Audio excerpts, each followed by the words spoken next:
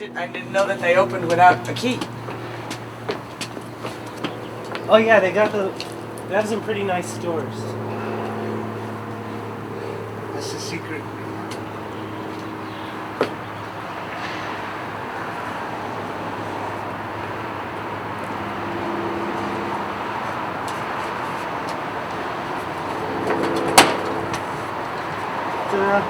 Oh look, someone left their paper. Come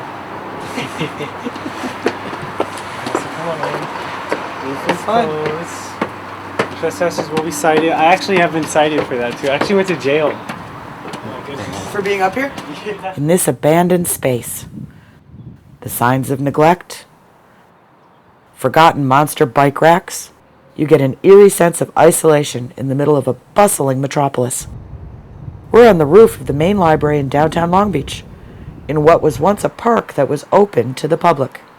You know, since the last time I showed you this rooftop, the gate has become a little bit more inaccessible, and the park itself has been more inaccessible. Yeah. What I really like about it is, to me, it's a clean slate.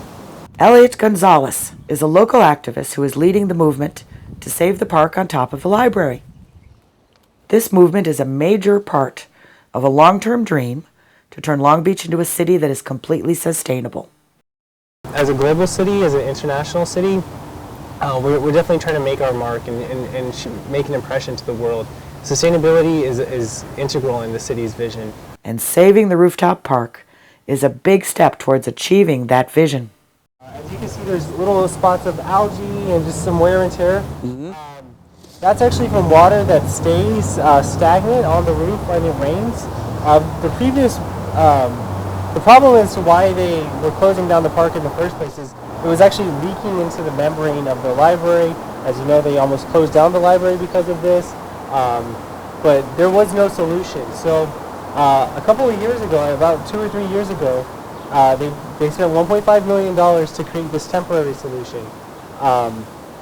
And as you can see, it's not effective at actually addressing the issue of water staying stagnant on the roof. What we're proposing is to permanently address the solution, and all the water, instead of it staying on this roof, will be diverted into native landscaping, which is what this park was intended to be. It was a green roof. The green lifestyle is key to almost everything Elliot believes in.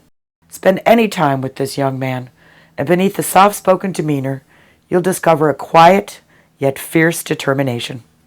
I really feel like nature is very important. I consider it sacred. I think we have to do the best that we can as humans to become stewards of the earth and to take care of the planet and each other and all the living beings on it. The trek he made to reach this point in his life has been somewhat circular. He was born in Long Beach, but in the 80s and 90s, Long Beach was not a good place to raise a child, so my mom wanted us to grow up somewhere else. They moved to Avon Park in Central Florida when he was 3 years old. It's the furthest you could possibly get from the beach anywhere in the state. While the move was for the family's benefit, as far as Elliot was concerned, it was not the paradise his mother thought it would be. Culturally, I really didn't feel like I fit in anywhere. Where I grew up, it was very much what you think of the South, and things are just very black and white. Having abstract ideas or different viewpoints, in regards of environment or just other philosophical views, I really didn't feel like I fit in very much, which is why I ended up moving back to California, and I love it. After a year in Harbor City, he moved to Long Beach, and that's when the idea of a truly green lifestyle began to take root. I think it's when I found a community. When I moved to Long Beach, I found just 1 or 2 people who were also interested in the same sort of thing, or at least expressed the same sort of interest in wanting to change things. And once I found that sense of community, I felt like I wasn't alone anymore. Ironically, one of his earliest inspirations came about when he got a job at Starbucks. I would say one of my major influences actually is a mega corporation. I was just so amazed that a corporation, which I had this stigma about all corporations or anything that's on Wall Street, had the same values that I had. It used words like community, something I wasn't really even that familiar with, environmental appreciation, treating each coworker as an equal and calling each other partner, working together as a team for a common cause. And I just really loved it. So it was one of my major influences, because I think I started out somewhat angry at the system that we live in, because it creates so many problems. And here I was proposed a solution, or something that is also interested in finding a solution. Elliot is clearly one who walks the walk. He works at Cress Market, a Pine Avenue mom-and-pop organic store that supports community events and features art by local artists. He supports and participates in events like the recent Green Prix of Long Beach, a sort of environmental alternative to the Long Beach Grand Prix. He's also the founder of Green Long Beach, which is partnered with the nonprofit Catalyst community. And he sits on the Sustainability Commission for the City of Long Beach as their commissioner at large. For those who don't know, the city has a master plan that I fully support, and it's called the Sustainable City Action Plan. And it is our plan to make our city green, sustainable, and when you hear those terms, there's actions behind it. We're talking about reducing carbon emissions, we're talking about greening the port, what that actually looks like. We're talking about getting off of the grid, using our own local sources of energy, depending entirely on our own groundwater, by not using wasteful practices as an entire city, composting, mulching, and concepts and ideas that really are necessary for us to go into the 21st century and call ourselves sustainable. And a lot of those issues, I think, go back to this rooftop, and that's what our vision is what we're trying to do here. Is we want to showcase the concepts that are in that plan, so that everybody who has access to public transit, everybody in our entire city will be able to understand and have a visual example of those concepts being used in place. The seed of this impressive undertaking was first planted when Elliot worked across the street at the old Verizon building. I was working at the Verizon building, and every day on my break I would look outside of the window and be like, what is that thing on top of the library? It looks like a giant park. And then once I came up here, I don't know, I guess I just I fell in love. I thought it's a great concept. You know, there's just the idea of a park, a central park on a rooftop. It has this great landscape of the city around it, and at the time it was lush and green. So you have this experience with nature while you're in the center of the city. The problem was that the roof was burdened with millions of pounds of soil and plants that required excessive amounts of water. It compromised the integrity of the structure and caused water damage throughout the library. The soil and plants were removed, the roof was sealed, and to this day the rooftop remains closed. Ironically, not all the greenery was removed. And then you can't help but notice on your tour that this is the library roof technically, so this is the part that they did redo and seal like crazy. Absolutely. But they left all the beautiful greenery on that half. Absolutely. Above the place where we pay our parking tickets, so Absolutely. to speak. How interesting that the powers that be get to look out on beautiful greenery. Definitely. While now the Wells Fargo building tenants and everything get to look on this. Once he discovered the park, Elliot began his crusade to save it. I was at the council meetings every Tuesday saying, hey, you guys should do something, we should do something. And so they gave us a little test plot. The test plot was intended to show the benefits of drought-tolerant plants that would require less water and be less of a burden on the building's structure. But it became apparent that more than the park was at stake. Soon after we'd begun that project, they were talking about closing down the library for the park, for the very park that we're on right now. And it just seemed rather ironic because it seemed like there hasn't been much attention or focus on the park, and it was sort of being used as an excuse to close down the library with no plan to build another one and no money to build another one. A few years ago, Elliot hosted an event called My City Hall. It was basically just a tour of the downstairs of what we call the civic center, which includes the city hall, the main library, and Lincoln Park.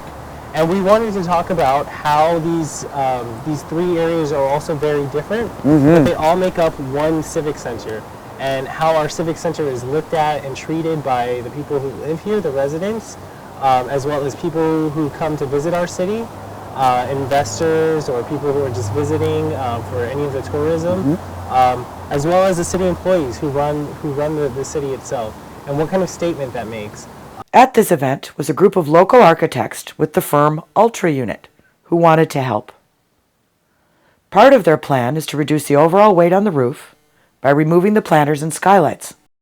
They saw what I see is that this rooftop park is quintessential to creating a more civic space. That's what this civic center was based around. And with it closed, you have 3 tied off separate entities, and it was actually the unifying entity.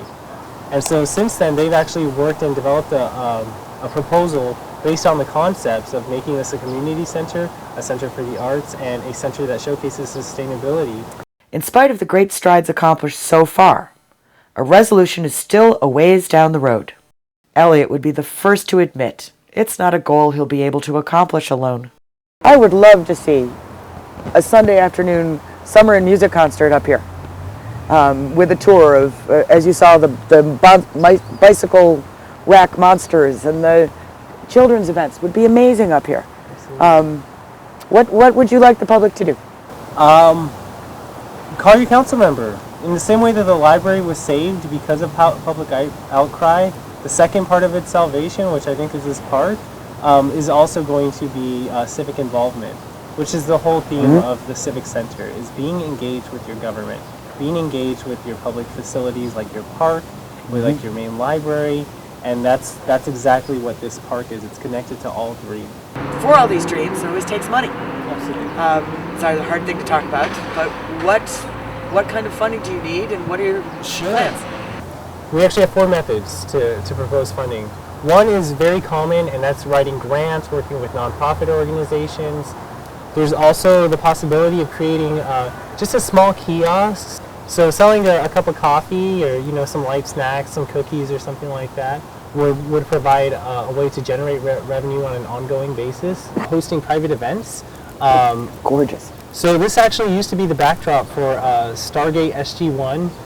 People used to get married here. So working with special events, this could once again be rented out for a private event, a wedding. And then the 4th source of funding, grants within the city. So cities are able to acquire grants differently than nonprofits. Yeah. How about private donations? Is there a place set up that if people are interested in leaving you $1 million in their will to help for the library fund, where would they send that? Currently, there's not one. Right now, we're in the process of just really getting the council members to approve of this project. Once it's been approved, if it gets approved, which is where we need the civic involvement. Then we will definitely be able to have a nonprofit, so we can get wills and testaments. Just as Elliot believes this park can be a symbol of sustainability for the entire city, it also defines the young man struggling against the odds to save it. He's encountered innumerable obstacles and setbacks. He knows there will be more in the future.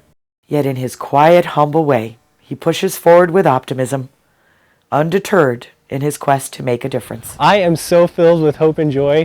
I am absolutely certain. One, because I do believe the scientists when they say that the planet is warming, when they say that the air is so toxic it causes diseases of various types, or that the soil and the food that we eat causes sickness, that we have to change. And in that responsibility of us having to change, I've gotten to meet and know so many people that are actively working towards it, and it really fills me with joy on a day-to-day level. Many people who have the similar interest in environmentalism are somewhat jaded, especially the people who've been in the struggle since the 1960s, since the 1970s, and I can understand that. But me personally, because I live in a multiracial community where we all respect each other, because I live in an era post-civil rights where people have fought very hard for us to live the way that we live now, I know that if I continue to fight for and advocate for the causes in regards of the environment, that there will be a future generation that has something to look back on, and I hope that we don't leave the next generation with a big old plastic island and a bunch of oil spills and say, here you go, kids. I really hope that, and I'm certain that what we're doing in our backyards and what we're doing as a community, even though it may seem small now, is going to be a big influence in a world that seems void of solutions.